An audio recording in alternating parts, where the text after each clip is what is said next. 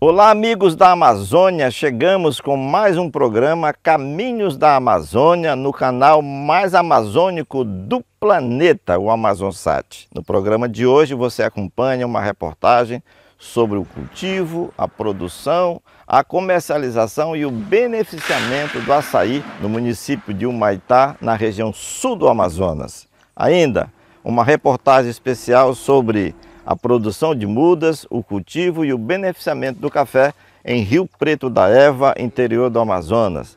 E no final, no terceiro bloco, uma entrevista com o secretário de Produção Rural do Amazonas, fazendo uma avaliação dos 2 anos, incentivando e implementando projetos agrícolas e pecuários no nosso estado. Tudo isso você acompanha agora.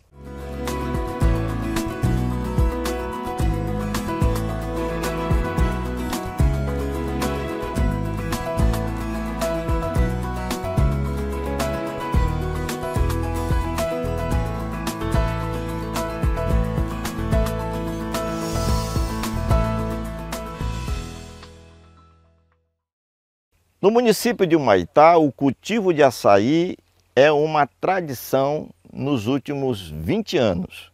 E você vai conhecer uma propriedade onde o cultivo do açaí é, na verdade, um grande reflorestamento das áreas degradadas e o proprietário ainda mantém os 80% da floresta permanente. Estamos na BR-319, na altura do quilômetro 712, no sentido Manaus-Porto Velho, em Rondônia, dentro da área territorial do município de Humaitá, região sul do Amazonas. A propriedade pertence ao produtor rural Juliano Quintino dos Santos.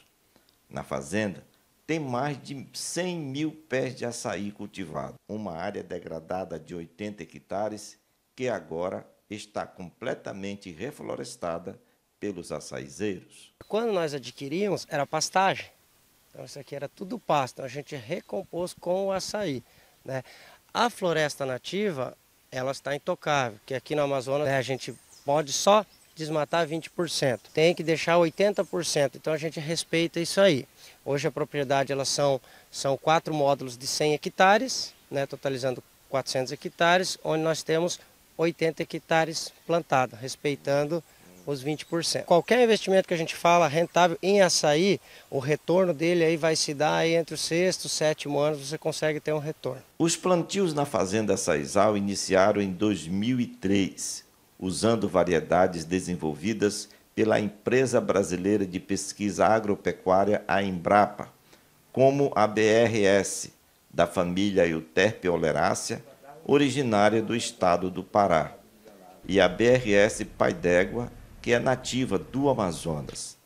Estas variedades são bem mais produtivas, bem nutritivas, e a Euterpe precatória contém maior teor de antocianinas, com propriedades antioxidantes, anti-inflamatórias e inibidoras de células cancerígenas. Os açaizeiros são bem produtivos durante 20 anos. A partir daí, a produtividade começa a decair e também torna mais difícil o processo de colheita, devido à altura da planta, e a quantidade de cachos cai para menos da metade. Hoje, com a genética que a gente tem, a gente consegue colocar ele para produzir já entre o 3º ou 4º ano, a gente já consegue uma produção. Ela é bem precoce. Depois disso, a gente consegue colher aí mais uns, em torno de uns 17, 18 anos, ainda a gente considera ele rentável. Após isso, ele se torna muito alto, fica meio perigoso a colheita, o pessoal se cansa muito para estar fazendo o trabalho da coleta, né? Então ele acaba se tornando inviável. O comerciante Marcos Teixeira, da cidade de Itapuã do Oeste, em Rondônia, é um dos compradores de açaí in natura, em caroços, da fazenda do Juliano Quintino. Ele percorre mais de 600 quilômetros a cada 15 dias para comprar o fruto que, na opinião dele e dos consumidores da cidade de Itapuã do Oeste, tem aroma suave, paladar mais encorpado e é mais nutritivo. O diferencial acho que é o solo, é a chuva, é a terra, é essa beirada do madeira, que é açaí bom, né? Qualidade. O sabor do açaí daqui é mais gostoso, de Humaitá. para quem compra em grande quantidade, faz sorvete, faz açaí já pronto, doce, né? Faz dindim, faz esse negócio tudo lá. O nosso da região ali do Jamari, Porto Velho, ali para baixo, ele é um açaí diferenciado, ele é mais escuro, ele é mais fino, entendeu? Ele tem um gosto assim meio trava. Quantas caixas dessa você compra por semana ou por mês? Por semana, a média de 200 latas, 120 latas. Semana passada eu peguei 180 latas, essa semana acho a mesma quantidade. Faz quantas viagens? 2. A polpa do açaí é um produto muito disputado pelo mercado consumidor, especialmente nas cidades brasileiras das regiões Centro-Oeste, Sul e Sudeste.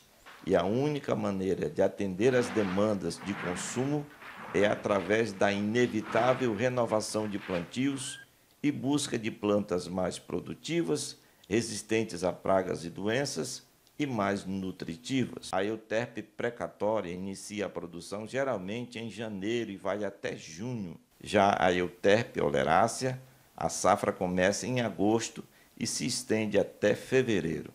A colheita por aqui ainda não é mecanizada. A velha e tradicional pecônia é quem agiliza a subida dos trabalhadores que fazem a retirada dos cachos. Quantas ruas dessa vocês colhem e quantas árvores tem em cada rua? Tem dia que a gente colhe até 4 de manhã, né? Tem 45 pés mais ou menos numa rua dessa. Daí tem torceira dessa que a gente tira até 5 cachos, né? Daí tem torceira que tira 3, 2, né? Ou seja, cada pé tem uma quantidade de cachos. Cada torceira dessa tem 3 árvores, né? Aí tem vez que tira até de 5, 6 cachos. Daí tem vez que tira 2, 3, né? Dependendo do que está maduro, né? Uma vez no alto do açaizeiro, o apanhador, com o auxílio de um facão, retira o cacho e o joga numa carroceria adaptada ao trator. Com o passar do tempo, os extrativistas, com leveza e habilidade, conseguem passar de um açaizeiro para o outro sem a necessidade de descer, otimizando a colheita dos frutos. Nós até temos uma máquina aqui, ela foi modificada ano passado, agora chegou um implemento novo para nós aqui, nós vamos tentar adaptar ela nesse implemento para tentar fazer a colheita, né? Assim, a gente vê vários tipos de máquina por aí, né? Porém, assim, Luiz, para vocês entenderem, a gente só sabe o ponto de maturação do açaí quando o peão está lá em cima no pé. Então não adianta eu vir com um podão aqui, pegar e cortar o açaí. Às vezes por fora ele vai estar maduro, por dentro ele vai estar verde. Se eu tirar um cacho assim, eu estrago a qualidade do meu produto final. Uma parte da produção do açaí do Juliano vem para esta agroindústria instalada na orla portuária da cidade sede de Humaitá, de frente para o Rio Madeira. A usina tem capacidade de beneficiar 300 toneladas e 70% dos frutos processados aqui vêm do extrativismo.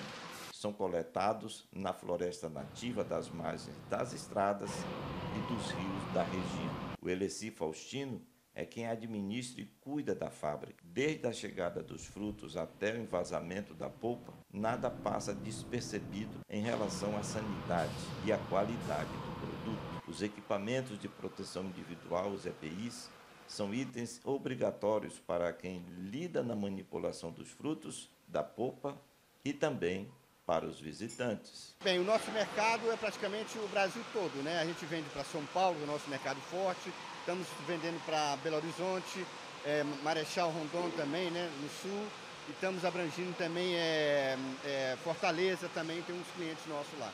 No próximo bloco você acompanha uma reportagem especial sobre a produção de mudas, o cultivo e o beneficiamento do café em Rio Preto da Eva. A gente volta já.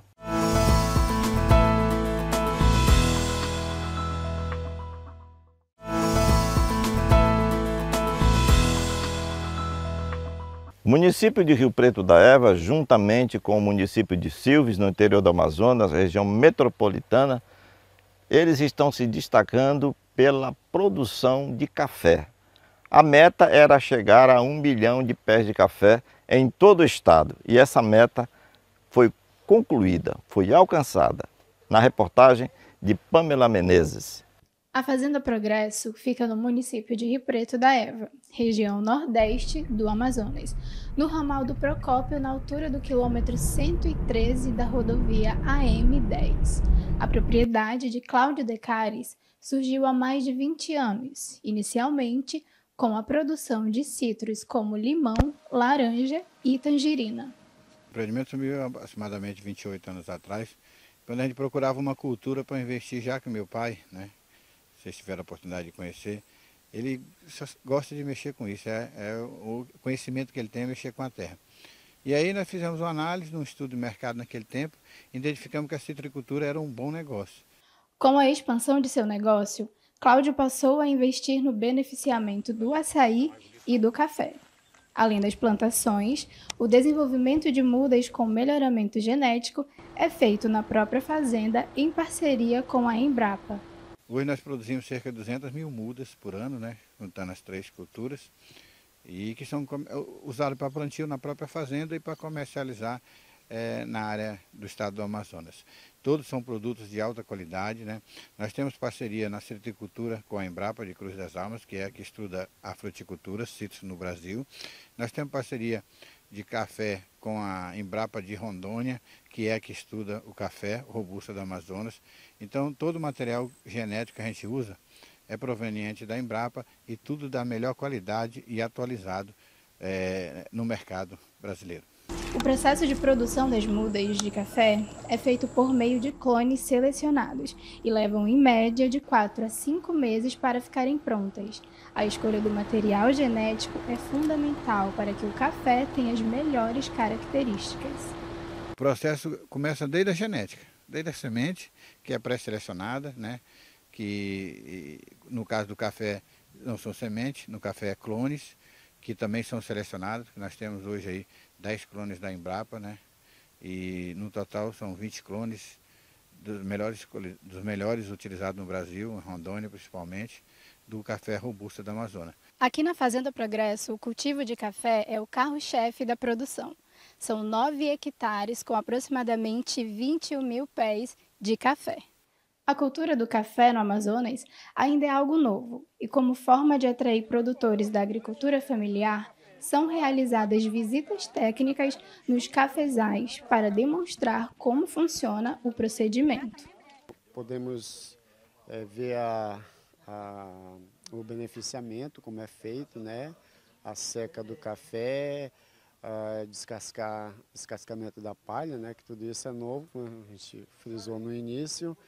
Então, um dos nossos gargalos era justamente esse pós-colheita, né?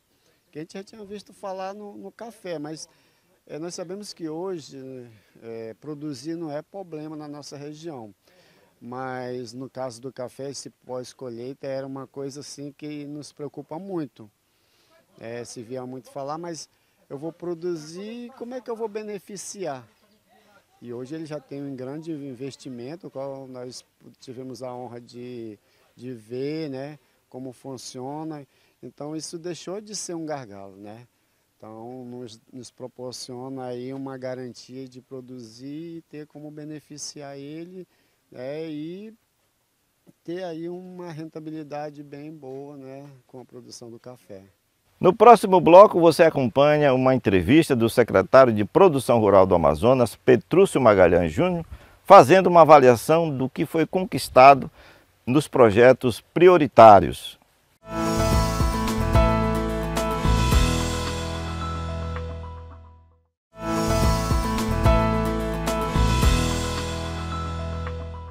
Nessa entrevista, o secretário de Produção Rural do Amazonas, Petrúcio Magalhães Júnior, ele conta o Caminhos da Amazônia, o que foi feito, o como foi encontrado e o que eles pretendem fazer para o setor primário durante os próximos 4 anos.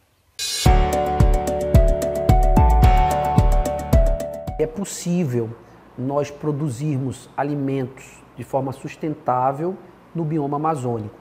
E nós temos muitas áreas que já foram antropizadas, portanto áreas degradadas, improdutivas, que com investimentos, com um trabalho que está sendo feito pelo governo do estado, é possível a gente aumentar em 10 vezes a produção, por exemplo, do café. O café, quando nós assumimos o governo, ela produzia cerca de 7.000 sacas. Hoje, o café, a cultura do café no nosso estado passa de 75.000 sacas de café, mostrando que é possível a gente produzir neste bioma amazônico com sustentabilidade. Para isso, foi necessário lançar um programa, né, um programa inovador, um programa inédito, que era o Plano Safra, né, junto com o Programa Agroamazonas Sustentável, que identificou 21 cadeias produtivas prioritárias, vocacionadas com as regiões, as mesorregiões, e também com índices de produtividade elevados. Então nós temos aí, com o Plano Safra, a definição dessas cadeias produtivas e os investimentos que foram feitos em infraestrutura para melhorar o escoamento da produção. Tem feito toda a diferença para fazer com que empreendedores rurais possam confiar e, acima de tudo, investir no agro. Quando nós assumimos o governo, o orçamento do governo do estado para o investimento no setor primário era de menos de 1% das receitas líquidas tributárias. Com um trabalho que foi feito pela Assembleia Legislativa e com o apoio do governador Wilson Lima, nós triplicamos esse orçamento. Hoje ele está fixado em 3% e ele passa dos 320 milhões anuais. Isso permite e permitiu que o governo chamasse concursados do IDAM, da DAF, né, colocado mais técnicos nos escritórios, aumentado o número de escritórios. Nós temos hoje a presença de mais de 50 feiras, 54 feiras regionais no interior, interiorizando a ADS, o trabalho de levar a produção do agricultor familiar direto para o consumidor. Tudo isso tem dado, né, uma repercussão no PIB do setor primário. Nós tínhamos um PIB que era de 3%, 4% e não passava disso. E graças a esses investimentos hoje, o PIB do setor primário é de 6%, né? E nós temos aí no planejamento uma meta de dobrarmos esse PIB, de chegarmos a 12%. A regularização fundiária, ela é considerada por todos, né, um ponto central, porque com regularização fundiária, primeiro o comando e controle das questões ambientais vão ser muito mais eficientes, porque você vai poder sancionar, punir, né, quem efetivamente causar um ilícito ambiental. Então essa é uma tarefa de casa que nós precisamos unir forças, né, aí envolve todos os governos, governo federal, e criarmos um pacto. E quando você coloca os planos safras, que tem bilhões de recursos voltados para o desenvolvimento de matrizes econômicas, como as agroindústrias e etc., você tem uma injeção na economia. A gente considera que esse é um desafio, né? Para isso, a gente tem buscado dialogar com estados vizinhos, com estados que já estão fazendo isso, né? O zoneamento, estão trabalhando mais fortemente essa questão da regularização fundiária, e essa troca tem sido muito importante. Portanto, esse pacto entre governo federal, governo estadual e os órgãos, né, as entidades, instituições, elas precisam de fato unir forças para que esse programa possa gerar resultado lá para aquele agricultor que está no interior, que está numa área, num bioma de várzea. Na avicultura a gente também cresceu acima de 28%, né, o crescimento da produção de ovos, isso fruto da ampliação, da melhoria, da tecnificação, né, dos sistemas de produção, aqui principalmente na região metropolitana. O aumento do valor da carne, de outras proteínas, também ampliou o consumo de ovos, e a gente tem percebido que essa é uma tendência. né, que o estado hoje já figura entre os 5 maiores, né, produtores de ovos, com um aumento crescente de avicultores e com tecnologias de ponta. Nós também fizemos uma política, né, junto com o governo federal, a Conab, né, inclusive hoje o preço do milho está bem acessível, R$ 66,00 a saca de milho para quem for a Conab. Então isso tudo garante competitividade ao ovo produzido aqui no nosso estado. Esse episódio da urina preta, né, que atingiu ali principalmente o município de Itacoatiara, isso fez com que os piscicultores, né, se unissem ainda mais, e a gente percebe essa cadeia produtiva da piscicultura se organizando em associações e cooperativas.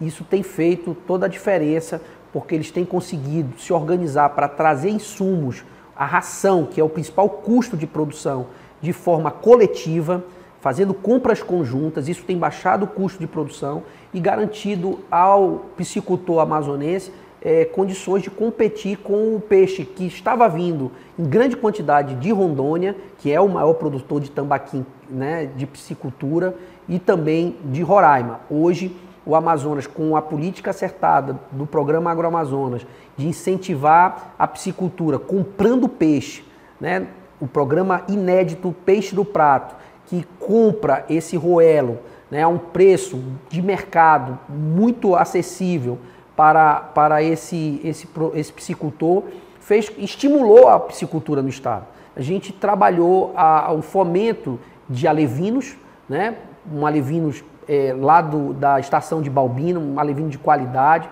Da mesma forma, a subvenção que nós demos dos aeradores. Hoje é incrível, você vai visitar um piscicultor, você vê lá um aerador que foi fruto dessa parceria do governo com os piscicultores. Isso fez com que esse piscicultor buscasse essa tecnologia e ampliasse a produção. No mesmo espaço de tanque, ele praticamente dobrou a população de peixe daquele tanque. A gente teve que fazer um trabalho conjunto aí, notas técnicas, junto com a Embrapa, com o IPAAM, para modernizar a nossa legislação ambiental para aqueles pecuaristas que queiram sair daquele sistema extensivo e improdutivo para um sistema de produção intensivo rotacionado, com genética, com a sanidade animal. Esse tripé da pecuária ele é fundamental para que a gente possa alcançar, né, um mercado não só do nosso estado. E o reconhecimento dos 13 municípios livre de febre aftosa sem vacinação, esse reconhecimento internacional lá do sul do estado, ele fez uma diferença muito grande, porque colocou o Amazonas na elite da pecuária, ampliando mercados, e o consumidor lá de outros continentes, ele quer um boi verde, ele quer consumir uma carne que respeite as questões ambientais. Isso tudo vai transformar a pecuária aqui, colocando o Amazonas como um exemplo de que é possível, mesmo no bioma amazônico, a gente ter uma pecuária integrada com a floresta. E este foi o seu programa Caminhos da Amazônia de hoje. E o nosso cenário natural é a Fazenda Progresso, aqui no ramal do Procópio, no município de Rio Preto da Eva, região metropolitana de Manaus. Nós agradecemos a sua audiência. Você pode também nos seguir nas redes sociais e acompanhar o programa lá no nosso canal no YouTube. Um grande abraço, até o próximo programa, se Deus quiser.